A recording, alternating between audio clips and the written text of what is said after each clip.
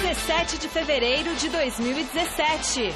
Palmeiras se encontra no segundo tempo, bate São Bernardo e lidera grupo no Paulistão. Cobrança de organizada incomoda jogadores e torcedores comuns. Clima mais ameno, mais leve. Contudo, porém, entretanto, os dois próximos duelos do Verdão serão fora de casa. E um deles é clássico, contra o Corinthians. Técnico Fábio Carille deve mexer em várias posições no Corinthians para a partida de amanhã contra o Audax de Vampeta. Clubes continuam atrás de reforços. Vasco anuncia a chegada de Luiz Fabiano e William Potker é do Internacional. Recuperados, Ricardo Oliveira e David Braz são inscritos pelo Santos no Paulistão. E ainda, as notícias do São Paulo.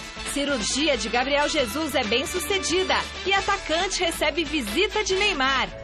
Olá, boa noite! Chegou a sexta-feira e o Palmeiras também chegou à segunda vitória no Paulistão e assumiu a liderança do Grupo C com 6 pontinhos. Depois de um primeiro tempo em que pecou nas finalizações e viu a torcida organizada cobrar o técnico Eduardo Batista, o Verdão se encontrou em campo na etapa final com as mexidas do treinador e conseguiu criar boas jogadas e balançar as redes adversárias. Veja em detalhes na reportagem de Alexandre Silvestre. Moisés de volta, estreando na temporada, com fome de bola.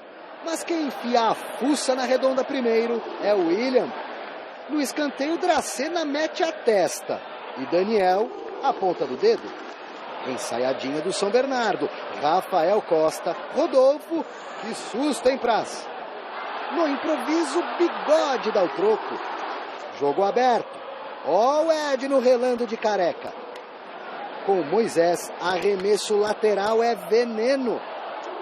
E a combinação William, Moisés, Dudu. Boa jogada de bola parada com infiltração de Vitor Hugo. Ou do Guerra, elemento surpresa no cruzamento de Jean. Pro Felipe Melo também não tem bola perdida. E se não fosse um sutil desvio na zaga, Dudu abriria o placar. Edno, macaco velho, incomoda, chama a falta frontal. Enche o pé, Praz pega do jeito que dá. Rafael Costa se inspira no parceiro. Fernando Praz agora tem mais tempo para reagir. Zigue-zague de Dudu na esquerda, quase. Pela direita, bela triangulação. E o William Bigode simula. É divertido, amarelinho. Em seguida, luta pela bola e por pouco o Palmeiras não chega lá. Guerra participa, de longe. Moisés, idem. No segundo tempo, continua lá e cá. A lambança defensiva do Alviverde não está no script. Praz alivia a barra no lance seguinte. Eduardo Batista mexe de baseada. Saem Guedes e Guerra. Entram Rafael Veiga e Michel Bastos. Super empolgado. As alterações dão resultado. Nova energia em campo. E Dudu empurra para dentro aos 20 da etapa complementar. 1-0. O baixinho titubeia na comemoração. Enfim, ele e o grupo abraçam o pressionado treinador. É legal, é muito bom. Prova que nós estamos remando para o mesmo lado. E quando você rema para o mesmo lado, né, a tendência das coisas acontecerem bem. Moisés Mortinho da Silva cede espaço para Keno. Se fizesse logo de cara, consagraria o técnico. Abraço faltoso é esse aí, ó. Em cima do Dudu, dentro da área. Põe na cal. Põe na rede, Jean. 2-0.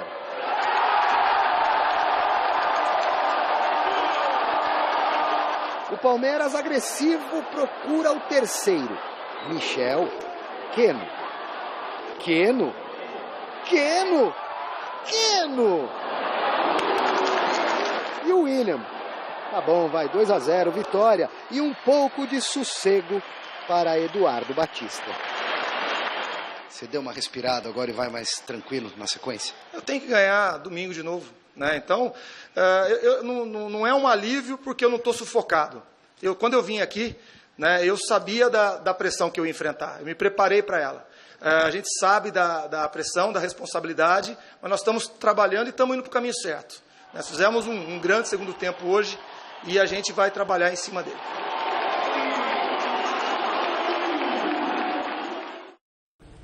Grande noite para você que acompanha o Gazeta Esportiva. É desagradável isso, mas fica a sensação de que é algo que vai se repetir ainda por algum tempo. As perguntas, como lidar com essa pressão. Ontem mesmo, durante o jogo, foi possível ouvir parte da torcida organizada questionando o Eduardo, algo do gênero: o Eduardo, presta atenção, queremos ver o Palmeiras campeão, algo assim. Alguns outros... quer gritar é campeão, tá aí, tá claro aí, né? O Eduardo, presta atenção, nossa torcida quer gritar é campeão. Outra parte também da torcida chiando, com alguns passos errados, impaciente. O Palmeiras ontem não jogou bem, essa é a realidade, não jogava bem. O Fernando Praz até apareceu em alguns momentos para salvar o time do Palmeiras. O São Bernardo é uma equipe bem organizada, um time sem inspiração, assim como eu falei do Corinthians, é um time ainda muito amarrado, né? Precisa se soltar, mas carrega um peso nas costas. E aí o Dudu, que era o jogador de destaque na partida, acabou fazendo o gol, e aí isso mudou um pouco o cenário do jogo. O Palmeiras pôde se soltar, chegou a um segundo gol num pênalti que eu acho que não existiu, acho que a falta foi fora da área, mas acabou vencendo. O importante para o Palmeiras nesse momento é vencer. A nuvenzinha sobre o Eduardo Batista, ela continua, né? Fica ali em cima do Eduardo. Pode cair um mundo a qualquer momento. As desconfianças, elas existem e vão permanecer e vai levar um tempo. Ele vai ter que ter muita paciência para lidar com isso, para lidar com as perguntas dos repórteres, para lidar com a impaciência da torcida e para lidar também com esse tempo que leva para o time se ajustar. Resta saber se ele vai ter esse tempo realmente para conseguir tudo isso. Espero que sim, Flávio. Boa noite. Boa noite, Celso, Michele, amigos do Gazeta Esportiva. Não dá nem para você levar em consideração o cara que fica questionando se o trabalho está bom ou ruim com 6, 7 jogos. Nem isso. Não dá nem para falar. Isso aí é coisa de botequim de periferia. Nem torcida isso, uniformizada também. Do Palmeiras, torcida uniformizada também não leva a sério, porque torcida uniformizada está sempre à venda. Acho que eles devem estar querendo alguma grana do Eduardo Batista, ou de alguém que tem algum interesse. Então também não dá para levar a sério, porque não é gente séria. Então não muda nada. Aliás, a atual gestão está fazendo tudo o contrário, né? O Paulo Nobre havia rompido e eles se reaproximaram. Eu espero que fique... Aí não passe disso, mas aí já suja o estádio, né? Já não é o que era. Eu espero que o Gagliotti tenha gestão. Esse é o ponto, ele tem que ter gestão, ele tem que saber que ele contratou esse técnico e, portanto, não dá nem para você discutir se o time está bom ou ruim em 4 jogos, não dá para discutir isso. O Palmeiras está jogando exatamente como jogava no segundo semestre com o Cuca, igualzinho. Porque dá a impressão que o Palmeiras ganhou o campeonato voando, né? Não. Ele ganhou com folga, mas ele jogou alguns jogos terríveis. O Cuca também teve dificuldades também no começo. Outro esporte, eu lembro que ele fez 1-0, estava tomando um sufoco, aí segurou e confessou, falou, nós estamos segurando aqui, fazendo o resultado. Por outro lado, o São Bernardo, ele está com o Sérgio Vieira, e olha que coisa legal, aquele português que apareceu na Ferroviária, no Atlético Paranaense. O ano passado, retrasado, o São Bernardo contratou o Sérgio Soares. E o Sérgio Soares gosta de atacar. Está fazendo isso lá no Ceará, alguns times e tal. Aí o time foi bem, lembra? Ano passado se classificou, passou de fase, meteu 4 no São Paulo, lembra? Foi um negócio assim. Aí o presidente do São Bernardo falou, cara, gostei desse jeito aí. Daqui para frente, só vou contratar técnico que ataque. Ou seja, criou uma filosofia do jogo. E o Portuga ataca. Sim. É legal, porque o São Bernardo... Ele tem que perder do Palmeiras, já está na tabela, ele vai perder. É melhor você perder atacando do que você perder de maneira covarde. Perder e aí você não dá lutando. espetáculo. Você tem que chamar atenção para você, pô. Os caras deram o maior trabalho pro Prazo. Por que o Audax é legal? Por que o Audax é atração? Porque ele ataca, ele vai para cima, ele é diferente. Você ficar fechado, além de ser um jogo horroroso, ainda não te leva a nada, não cria nada, não mostra nada, você não dá um espetáculo. Então o Palmeiras está em fase de criação, está começando um trabalho. E eu espero que o Gagliotti não vá atrás do que esses idiotas falam, né? Eles querem grana, eles querem algum acerto de alguma coisa. E a torcida do Palmeiras, a torcida mesmo, vaiou esse bando aí, que infelizmente voltou para o estádio. É uma sujeira, um negócio horroroso, esse tipo de gente no estádio, e se é que pode chamar de gente, né? E não tem que levar nem em considerações, nem devia estar lá. Inclusive, esse é o tema da nossa enquete de hoje, que está no ar no site gazetesportiva.com. A torcida organizada do Palmeiras exagerou ao cobrar Eduardo Batista? Sim ou não? Sim ou não? Sim, né? Claro, gente, pelo amor de Flávio Deus. já falou. Estão atrás de grana, estão atrás de alguma coisa. 5 jogos na temporada, o 4º jogo oficial. Poxa Mas vida, é não esquema. existe mágica. Não O tem. Cuca, quando assumiu... O 3º jogo oficial? 3º jogo, foram 2 amistosos e 3 jogos oficiais. Né? Um amistoso com a Ponte e um amistoso com a Chapecoense. Enfim, é muito cedo, gente. É muito cedo. Precoce, o próprio Cuca, né? quando veio, perdeu 4 jogos seguidos. É isso que dá o Eduardo não assinar o livro de ouro. É um problema. Copa Libertadores da América. No confronto que definirá a última equipe do grupo do Palmeiras, o Júnior Barranquilla saiu na frente do Atlético Tucumã. E no Chile, o The Strongest conseguiu um importante empate diante do União Espanhola. Ontem o Flamengo enfrentou o América Mineiro em partida válida pela Copa da Primeira Liga. Mesmo com uma equipe recheada de reservas, o Mengão venceu e manteve 100% de aproveitamento em partidas oficiais na temporada. Falando em futebol internacional, a cirurgia foi bem sucedida do Gabriel Jesus e ela é a notícia que a gente traz hoje como destaque do site gazetesportiva.com. O atacante do Manchester City está passando bem depois de ter sido operado em Barcelona por um médico especialista e amigo do treinador Pep Guardiola. Os Citizens publicaram no Instagram uma foto com o brasileiro sorridente com o pé imobilizado na cama do hospital. E aí, só lembrando também, lá no site gazetesportiva.com a gente tem uma galeria de fotos do aniversariante do dia, que é o Adriano, o imperador, 35 anos de idade.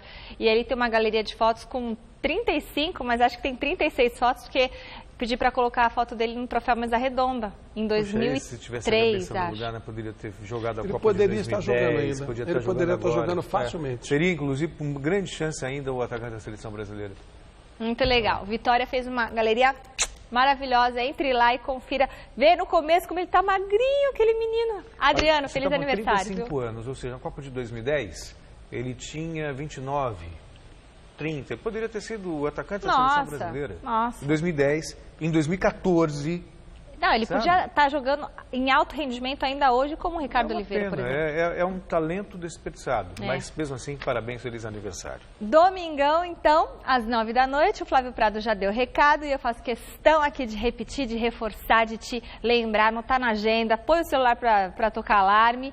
Mesa Redonda Futebol Debate, tudo sobre a rodada do final de semana do Campeonato Paulista. Vai ter os gols, os lances polêmicos, as entrevistas, reportagens especiais.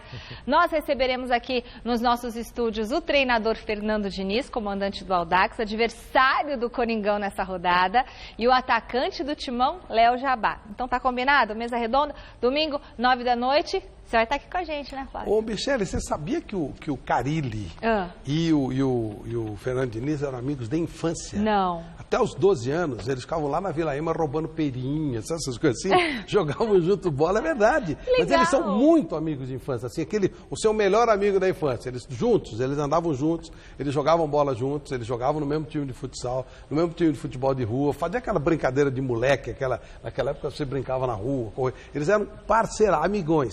Aí o pai do Carille mudou para Sertãozinho, eles perdendo um pouco de contato, foram se reencontrar no futebol. Agora. E amanhã um contra o outro. Quer dizer, mas assim, muito parceiro. Aquele amigo, você deve estar lembrando de alguma amiga de infância e tal. Como eu estou lembrando, eles eram desse jeito. Muito legal, muito bom. E aí vocês também vão comentar o jogo do São Paulo, né? De amanhã, que promete também, contra o Mirassol, ser um jogão. Muito. E o Santos e o Palmeiras. Mesa Redonda vai estar demais, imperdível.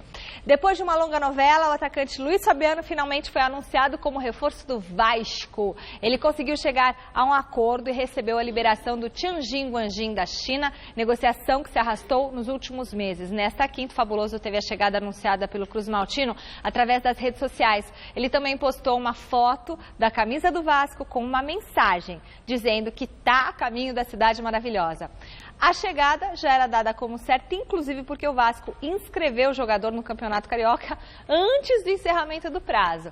Luiz Fabiano chegou a ser cogitado como reforço do Santos, da Ponte Preta, mas defenderá o primeiro clube no Rio de Janeiro aí na carreira dele. Na temporada passada, pelo time chinês, ele foi campeão, artilheiro e eleito o melhor jogador da segunda divisão chinesa, além de ter marcado 23 gols em 29 jogos. Vai ser um reforço bacana para o Vasco, né? Sei lá, suponho que você esteja imaginando o seguinte, essa faixa preta ou a faixa branca cai bem no Luiz Fabiano? Aí ele vai acabar na Ponte Preta em algum momento. Mas tem que cuidar, pintou uma proposta, tem que cuidar da vida. Vamos embora, segue a vida. A gente acabou de falar, o Adriano com 35 pode jogar, o Fabiano com 36 também, vai ser legal. Nossa, os chinesinhos estavam abrindo os olhos com o Luiz Fabiano lá, né? Porque ele estava arrasando. Não, 25 gols em 29 jogos. 23 gols, é. 23, ele é gente muito boa, bola pra frente. Então, legal. Toca a vida, favela, né? Que é o apelido dele. Favela. Bola pra frente, favela, vamos embora. Depois da polêmica envolvendo o fracasso da negociação entre o atacante William Potker e o Corinthians, o jogador acertou com o Internacional. A transferência foi confirmada pelos diretores da Ponte Preta e também pelo Clube Gaúcho. O Colorado divulgou uma nota oficial confirmando um contrato com duração de 4 anos. Mas a apresentação do Potker só vai acontecer depois do término do Campeonato Paulista. Os valores da negociação ainda não foram divulgados e o Potker chega para reforçar o Colorado com a credencial de ter sido o artilheiro do Brasileirão do ano passado, com 14 gols ao lado do Fred, do Atlético Mineiro, né, e do Diego Souza do Sport. Flávio, Celso, vocês gostam dessa negociação? Vocês acham que o Potker vai se dar bem? Flávio, você o Potker, eu acho que ele vai... Eu já gostava dele desde... Penapolense era o time... Não, Linense. Eu já gostava desde aquela época. Eu acho Ele é artilheiro, é homem de área, mas não é aquele grossão. Ele sabe trabalhar com a bola, chuta bem. O Internacional mostrou para o Corinthians como se faz. É preto no branco. Assinou, vem aqui, pá. Pronto, acabou. E deu o Rei do Sombreiro de volta tipo... para nós, né? O Rei do Sombreiro voltou lá. O Rei do Sombreiro? É, o Fernando Bob. O Fernando Bob? Não, legal. Foi bom. Você vê como é que é? A vida tem uma oportunidade, não deu certo, vai para outra. Não vai jogar num grande time como o Corinthians, vai jogar num grande time como o Internacional. Ótimo. Perfeito. E a vida, às vezes, mostra algumas coisas. Aguardemos o desenrolar. Deixa o tempo rolar. Tá num grande time também campeão do mundo, beleza. Claro. Bola para frente. Agora, ficou uma lição pro Corinthians. Quero comprar seu carro, viu? Guarda ele pra mim que eu vou pegar ele daqui, sabe, daqui uns 3 meses. Não, o Corinthians só tá fazendo mas não usa o carro, não, porque ele é meu. Cá entre nós, o Corinthians não tinha nem o Fernando Bob pra nos dar. O melhor volante da Ponte nos últimos tempos lá. Bem-vindo de volta. Gente, o Corinthians tá muito bagunçado. Voltamos a falar aí do Campeonato Paulista. 6 jogos amanhã, 2 no domingo, completam a 4ª rodada da competição. Vamos ver aí onde contra quem o seu time vai jogar. Pelo menos vai entrar o GCzinho aqui, ó, Barba, vai? Então vamos lá, o Audax recebe o Coringão às 5 horas em Osasco. No mesmo horário, o Novo Horizontino enfrenta o Ituano em Novo Horizonte. Às 7h30 tem São Paulo e Mirassol no Morumbi, Santos e Ferroviária na Vila Belmiro, Ponte Preta e Red Bull em Campinas e Sorocaba e São Bento joga com o Botafogo, né? Em Sorocaba, o São Bento joga com o Botafogo. No domingo, 10 horas da manhã, Santo André e São Bernardo fazem o clássico do ABC Paulista em Santo André. E fechando a rodada, o Linense encara o Palmeiras às 5 horas em Lins. Lins é longe, hein? O último colocado no grupo D com uma vitória, um empate, uma derrota e só 4 pontos em 9 disputados. Essa é a campanha do Audax, que amanhã recebe o Corinthians no estádio José Liberati. O repórter Jonas Campos foi conferir o treino da equipe de Osasco. Confira. O atual vice-campeão paulista ainda busca o equilíbrio em 2017. O Audax começou bem o campeonato, é verdade, atropelando o São Paulo de Rogério Ceni por 4-2. Mas depois, fora de casa, perdeu para o Linense e empatou com a Ferroviária. É um dos resultados aquém da que a gente precisa, mas o time tem jogado de maneira consistente. E isso dá sempre um alento para a gente melhorar cada vez mais. Neste sábado, de volta a Osasco, o Audax espera reencontrar o caminho da vitória no Campeonato Paulista e surpreender mais um gigante do futebol brasileiro, o Corinthians, adversário que traz boas lembranças ao time de Fernando Diniz. Aquilo foi um momento especial na vida de todo mundo que participou daquele jogo, mas não tem nada a ver aquele Corinthians com esse Corinthians e esse Audax com aquele Audax. É um jogo completamente diferente e a gente tem que ficar atento para esse novo Corinthians. As lembranças ficam na memória e inspiram para, quem sabe, mais uma boa atuação do Audax diante do Timão. A expectativa da gente é ganhar o jogo. A gente precisa ganhar o jogo, estamos 2 jogos sem ganhar no Paulistão. E nosso grupo está muito equilibrado, então a gente tem que ganhar para não deixar distanciar. A gente sabe que Corinthians é sempre Corinthians, é sempre forte, a gente tem que estar muito atento. Um dos maiores times do mundo e uma camisa que pesa muito e um time que está recheado de grandes jogadores e com um treinador, além de ser meu amigo, que tem um grande futuro. Palavras de quem no ano passado foi sondado pelo próprio Corinthians para assumir o comando técnico do clube da capital paulista. Não, eu fico feliz com esse tipo de repercussão que teve na imprensa, mas também não tive nenhum contato oficial com o Corinthians. Mas é um time que eu joguei lá, um time que a gente sempre tem carinho pelas pessoas que tem lá, tenho amigos no Corinthians.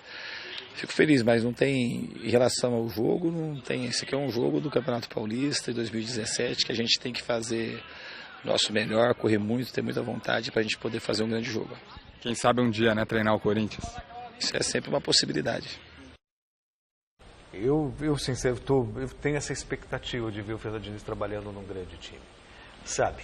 E acho que o que está fazendo o Rogério Ceni hoje no São Paulo ratifica ainda essa possibilidade do Fernando Diniz poder assumir um grande clube.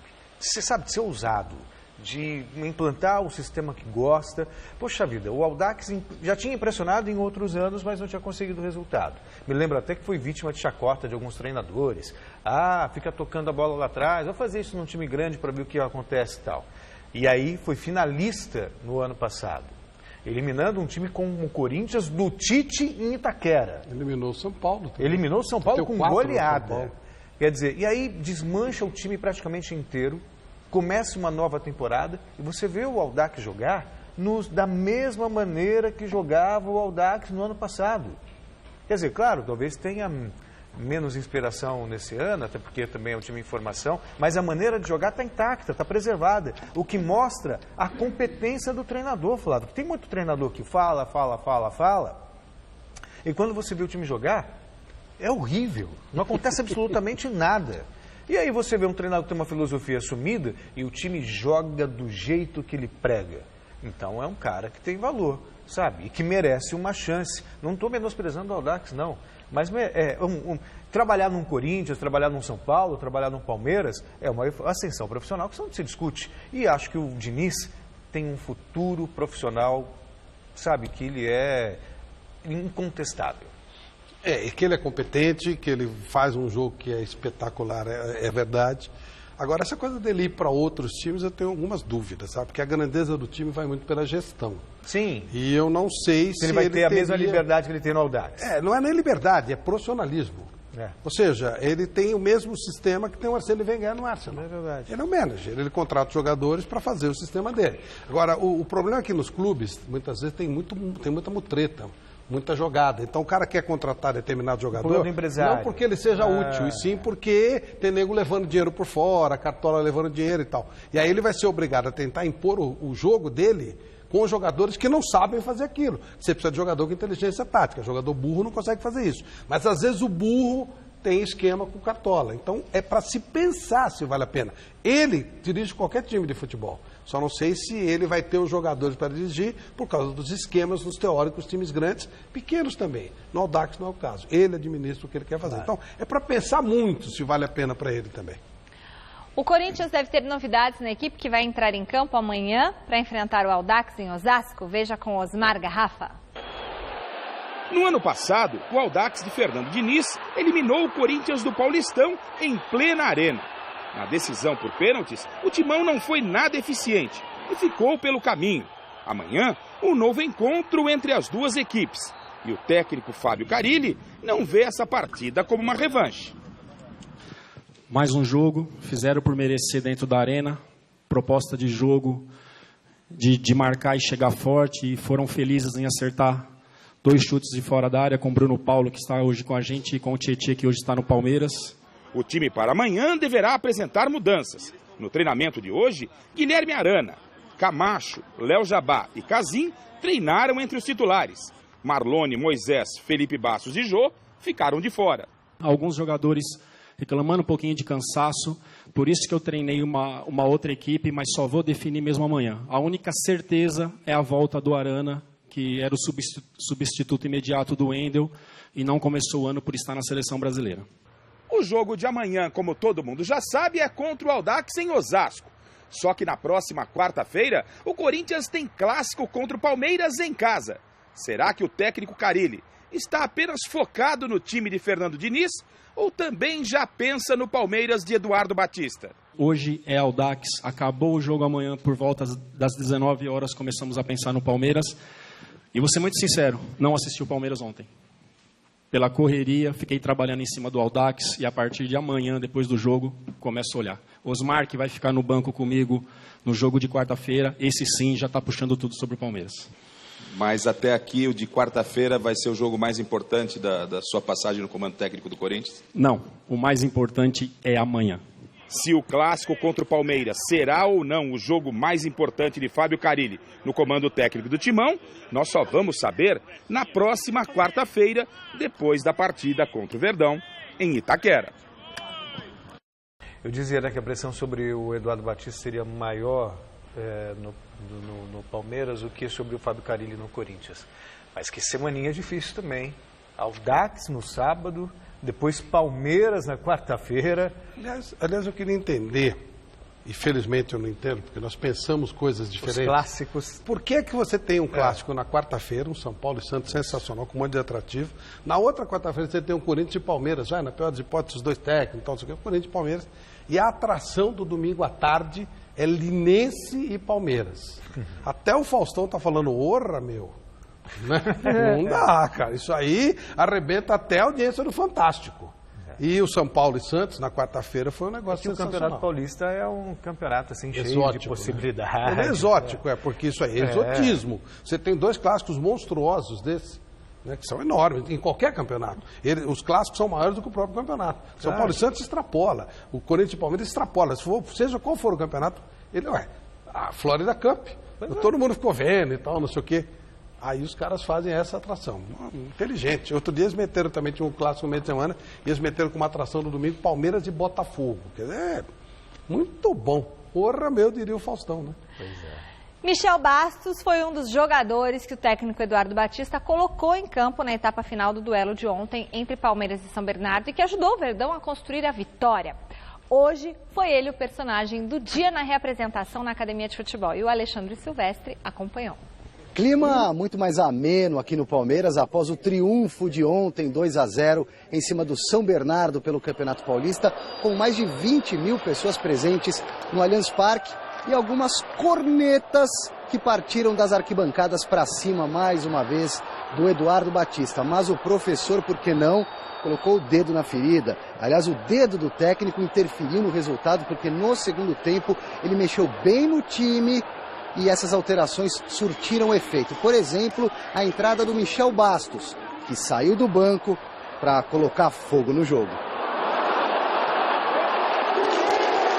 No banco de reserva ali, a gente estava comentando, brincando, porque a torcida já começando a vaiar, e aí eu comentei, a hora que eu entrar, ou vai ou racha. Ou eles vão me aplaudir, porque eu vou tentar fazer a diferença, se eu conseguir, ou se não, eu vou entrar no ritmo da equipe e eles vão vaiar. E ontem, sinceramente, talvez foi um jogo que eu até gostei de ter entrado depois, porque eu consegui fazer a diferença e isso mostrou para muitos que eu ainda posso ajudar. No São Paulo, você sentiu na pele o que é ser perseguido por uma torcida organizada e chegou, inclusive, a situação às vias de fato.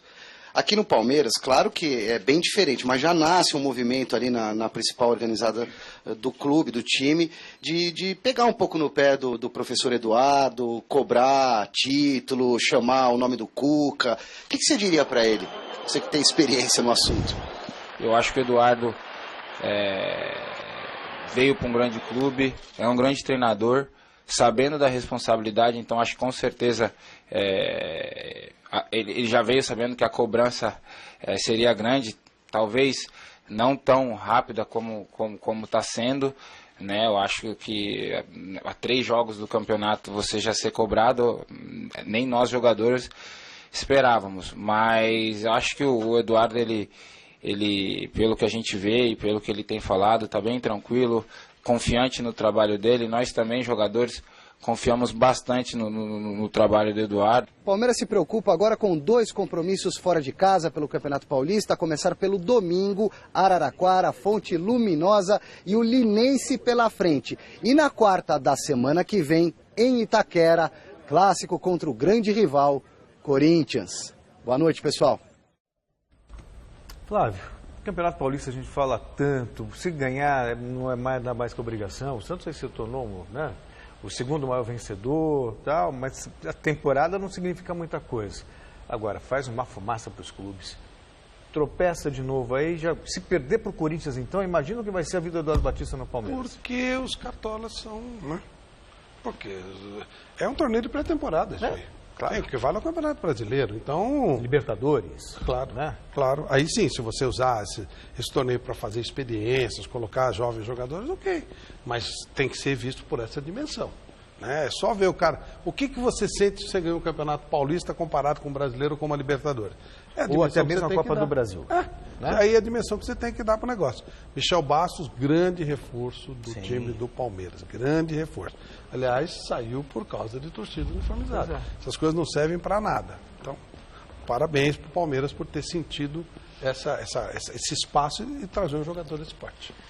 Bom, depois da derrota para o São Paulo por 3-1 em plena Vila Belmiro na quarta-feira, a ordem no Santos é voltar a apresentar um bom futebol e recuperar a liderança do Grupo D, que tem o Mirassol em primeiro com 9 pontos. O repórter Vinícius Rodrigues esteve no CT Repelé acompanhando o treino do Peixe. Passadas 3 rodadas do Campeonato Paulista, o Santos soma 6 pontos conquistados. 2 vitórias contra Linense e Red Bull Brasil e apenas uma derrota no meio de semana para o São Paulo, 3-1 em jogo realizado na Vila Belmiro. Essa partida ainda repercute aqui nos meandros do CT Rei Pelé. Conversamos sobre o jogo, claro. Estávamos de cabeça quente por perder, queríamos ter ganhado. Alguns detalhes também, a gente no primeiro tempo teve bastante a posse de bola, tocamos bastante a bola, fizemos o gol. E no segundo tempo a gente o São Paulo passou a ter outra postura, tocar mais a bola, ter mais tranquilidade, acabamos pecando nisso. Alguns passes também que erramos bobo, que deu o resultado do gol. Agora é hora de virar a chavinha na cabeça do elenco São Paulino, hora de esquecer o clássico do meio de semana e pensar no próximo adversário no Paulistão. Sábado, amanhã, o jogo é contra a Ferroviária, 7h30 da noite na Vila Belmiro. O Campeonato Paulista não é time bobo, são todos times fortes, vem treinando há bastante tempo, há mais que nós, então temos que ter atenção. Vamos conversar hoje com o professor Dorival, ele vai auxiliar bastante a gente, vão passar os vídeos. Eu acho que o Santos, quando joga em casa, também tem que ir para cima, tem que pontuar dentro de casa. Para a partida, o Santos deverá ter algumas novidades. Ricardo Oliveira e David Braz foram inscritos no Campeonato Paulista e, no mínimo, começam o jogo no banco de reservas.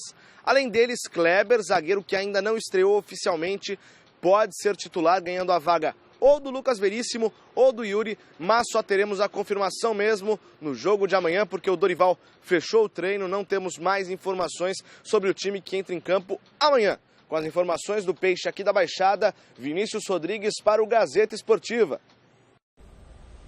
Flávio, Santos perdeu do São Paulo, mas também não vejo razões. O primeiro tempo foi muito bem, o segundo tempo caiu de produção normal. São Paulo hoje é um time respeitável, né? O Rogério trouxe uma tática moderna que transformou um time limitadíssimo num time respeitável. E ainda assim, o Santos deu um sufoco no São Paulo no começo, fez 1-0. Não, foi. Tomou um gol de empate num pênalti de idiota do mas foi Zeca. Não, sim, mas eu digo que foi um equívoco, né? Depois uma bola perdida pelo Lucas Lima num contra-ataque, então nada que... Agora, quando o time joga com essa marcação ofensiva, acontece, ele dá espaço. Claro. O Santos é um belo time, o Santos também acho. Está 3 anos com o Dorival quase, isso aí é favorito. Você vai brigar sempre. E amanhã eu quero ver muito interessado esse duelo do Dorival contra o técnico de futsal. Vai ser interessante. O São Paulo deve ter mais uma vez a casa cheia para o confronto de amanhã contra o Mirassol. Cerca de 20 mil ingressos já foram vendidos para ver a estreia do atacante Lucas Prato e também para apoiar a equipe que vai bem no Paulistão. O repórter Fernando Gavini esteve agora há pouco no CT da Barra Funda acompanhando o treino do tricolor. Depois de receber mais de 50 mil pessoas semana passada no jogo contra a Ponte Preta, o primeiro de Rogério Ceni como treinador no Morumbi, o estádio deve receber mais um bom público no jogo deste sábado às 7h30 da noite contra o Mirassol. Mais de 20 mil ingressos já foram vendidos para a partida que deve marcar a estreia do principal reforço tricolor para a temporada, o argentino Lucas Prato. O atacante está relacionado para a partida, mas não se sabe ainda se começa jogando. No mínimo, deve entrar e fazer sua estreia no segundo tempo. O Prato, todo mundo sabe, é um jogador de qualidade, um jogador que é um goleador, né? Ele vai ter todo o apoio nosso aqui no São Paulo, que ele se adapta o mais rápido possível. Mas acredito também que isso daí não vai ser, pela experiência que tem, isso daí não vai ser problema para ele também. E ele vai entrar aí para nos ajudar, porque acho que independente também de quem joga na equipe, ou no ataque, ou no meio, todos que estão aqui têm qualidade para jogar no São Paulo. E o Prato vai ser mais um que vai ser bem-vindo e eu tenho certeza que ele vai nos ajudar muito. E a sexta-feira foi dia de treino tático aqui no CT da Barra Funda. E treino tático com Rogério Ceni é sinônimo de treino fechado. A imprensa teve que deixar aqui o local antes das 6 horas da tarde, quando começou a atividade. Mas antes dela, pudemos conversar com alguns jogadores numa zona mista que foi montada aqui no CT da Barra Funda. E os jogadores elogiaram demais os métodos do novo treinador. É um cara fantástico, depois de tudo que ele vem construindo, que ele construiu na carreira dele, está fazendo um trabalho no início muito bom e espero que seja vitorioso com o título junto comigo e com todos os restos dos jogadores. Ele vem motivando a todos. E lógico que quando pintar a oportunidade a gente tem que mostrar o nosso potencial dentro de campo, ajudar de qualquer forma. E assim, tá muito gostoso, os treinos com o Rogério, com a comissão. Então acredito que o elenco todo tá satisfeito por esse modo que o Rogério vem tratando a todos iguais, né? Então é a gente treinar e estar preparado. Quando ele precisar a gente tem que estar 100%. Ô Flávio, não sei se você concorda comigo, era assim com Osório, assim também com São Paulo. Ele já viu a Universidade do Chile perder aqui de São Paulo por 5-0, com Bielsa, que já foi chamado de louco Bielsa justamente também. Ele é louco. Pois é, porque na verdade é uma maneira de jogar que você deixa muitas vezes exposta a sua defesa. Então existe o risco de partida ou outra você tomar um revés, mas a chance de golear muito mais vezes é muito maior. E o Rogério Ceni está correndo assim, se bem que contra o Santos ele foi um pouquinho mais pragmático, principalmente no começo do jogo. Ele mudou 2 vezes a tática, isso é muito bom também. Sim, que mostra o jeito de jogar, claro. Isso, então o que está me chamando a atenção é a coragem do Rogério. Ele está sendo, ousado, ele tem respaldo também, a gente não pode desconsiderar o apoio dos 2 assistentes que ele trouxe de fora. A qualidade do passe do time melhorou muito. E você vê, jogadores que até então eram questionados, o Luiz Araújo, E são jogadores fracos. Se sair do São Paulo, o Gilberto, o Luiz Araújo, os caras que até agora falam, e tal. Outra coisa, o Prato. Tá dando gosto de ver o São Paulo jogar. O Prato tem que jogar, né? Sim. Tem que estar, não tem nem para comparar. O Gilberto fez 3 gols. Tá bom, legal, obrigado, guarda na sua galeria, mas é claro que o Prato tem que jogar.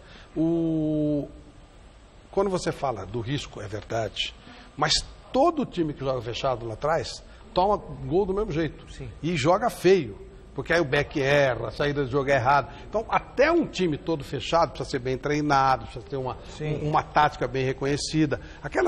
Simplesmente encher ou fazer um bando lá atrás não te dá camisa nenhuma. E esse jeito de jogar, ele não é um jeito de risco.